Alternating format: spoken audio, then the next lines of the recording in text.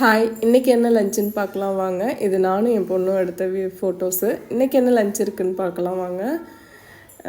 இன்றைக்கி எப்பயும் போல் சாதம் இருக்குதுன்னு அதை காமிக்கல. ஃபஸ்ட்டு எப்போயுமே சாதம் காமிக்கிறமேன்னு சொல்லிவிட்டு இன்றைக்கி எக்கு ரெடி பண்ணிட்டேன். இன்றைக்கி 3 பேருக்கு மட்டும் எக் ரெடி பண்ணியிருக்கேன். இது வந்து ஃபிஷ்ஷு 65 பண்ணியிருக்கேன். ஃபிஷ்ஷு 65 பண்ணுறது ரொம்ப ஈஸி. அதோடய ரெசிபி நான் குயிக்காக அப்லோட் போடுறேன். நார்மல் 65 மாதிரி தான், பட் ஆனால் இது ஃபிஷ்ஷு நம்ம போடுறோம். சிக்கனுக்கு பதிலாக ஃபிஷ்ஷில் மசாலா போட்டு போடுறோம். செம்ம டேஸ்ட்டாகவும் இருக்குது. இந்த மாதிரி தான் நான் பொரித்து எடுத்தேன். ஃபிஷ்ஷு 65 எப்படி பண்ணலாம் அப்படிங்கிறத நான் வீடியோ சீக்கிரமாக அப்லோட் போடுறேன். எனக்கு கமெண்ட் பண்ணுங்கள். இங்கே பாருங்கள், நான் ஃப்ரை பண்ணிகிட்ருக்கேன். அது ஃபிஷ்ஷு 65 ரெடியாக இருக்குது.